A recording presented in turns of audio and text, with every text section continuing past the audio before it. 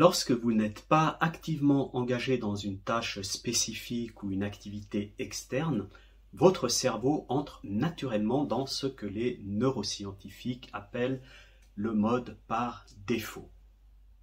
Ce mode de fonctionnement se manifeste lorsque nous sommes dans un état de rêverie, de méditation ou d'errance mentale.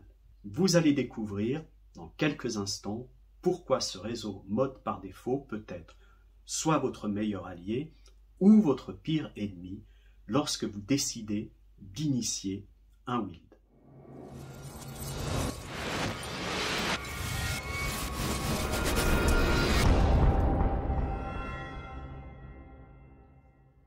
Le réseau mode par défaut joue un rôle crucial dans le bon fonctionnement de la mémoire autobiographique, de la mémoire prospective, de l'introspection et de la créativité. Ce réseau s'active automatiquement lorsque vous ne faites rien ou que vous n'êtes plus actif. Et c'est bien la raison pour laquelle il s'en donne à cœur joie quand vous vous allongez en vue de vous endormir pour une sieste ou une bonne nuit de sommeil. À ce stade, deux phénomènes peuvent se produire. Si, par exemple, vous êtes en proie à des préoccupations professionnelles, de couple, d'argent ou autres, le réseau mode par défaut va être hyper actif autour de ces problématiques. En fait, il va brainstormer pour essayer de trouver des solutions, pour essayer de les résoudre. L'aspect négatif, c'est que vous rencontrerez des difficultés d'endormissement ou des insomnies en cours de nuit. Maintenant, le côté positif de ce brainstorm, c'est que vous lèverez peut-être le matin avec une solution. C'est de là que vient l'expression « la nuit porte conseil », parce que ce réseau mode par défaut, il tourne aussi pendant le sommeil. Quand tout va bien dans votre vie, que vous avez passé une super journée, que vous êtes calme, serein, que vous avez mangé légèrement le soir, eh bien ce réseau mode par défaut se comportera, écoutez bien, comme un hypnotiseur et il vous entraînera dans les bras de Morphée en vous berçant de belles histoires hautement soporifiques, un peu ce que font les parents pour endormir leurs enfants. Physiologiquement parlant, dans ce cas, le réseau mode par défaut désactive à votre insu les facultés de l'état de veille. Il commence en général par le centre de la vigilance et ensuite il s'en prend à votre mémoire autobiographique, à vos facultés intellectuelles, cognitives, ainsi qu'à votre esprit critique. En fait, vous l'aurez compris, c'est toutes ces facultés qui vous font défaut lorsque vous êtes en rêve ordinaire. Alors, vous avez toujours une conscience, mais elle est complètement dépouillée de ce qui fait de vous un adulte rationnel à l'état de veille. En d'autres termes, votre moi onirique est un peu, entre guillemets, comme un moi enfant.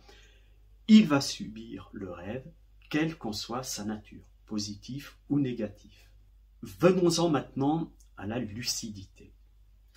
Dans l'incubation d'un DILD, par exemple, la manip consiste à vous préparer en amont, avant le sommeil, en embarquant avec vous suffisamment d'énergie dans le rêve pour, à un moment clé du rêve, être en mesure de l'utiliser afin de récupérer vos facultés de l'état de veille qui ont été désactivées par le mode par défaut.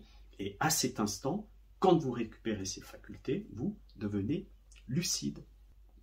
L'endormissement conscient, quant à lui, vise à empêcher ce mode par défaut de s'activer pendant la descente hypnagogique.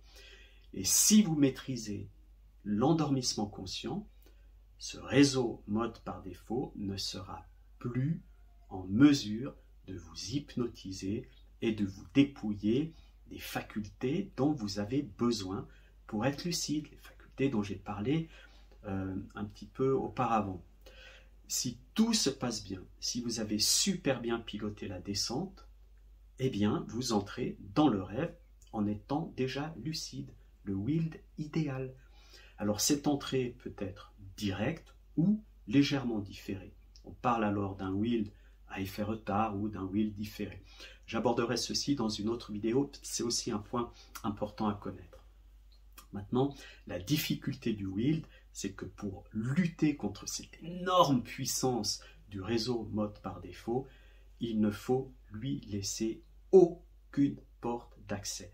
La moindre brèche dans la ligne de défense qui consiste à rester vigilant pendant la descente hypnagogique se solde inéluctablement par une perte de la lucidité, de la vigilance, et vous partez dans un endormissement classique.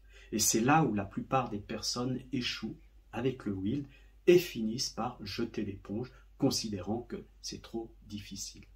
Aussi, dans la prochaine vidéo, vous découvrirez ce qu'il faut faire à travers des techniques avancées mais accessibles, ce qu'il faut faire pour consolider votre niveau de vigilance et ainsi augmenter considérablement vos chances de succès en wild.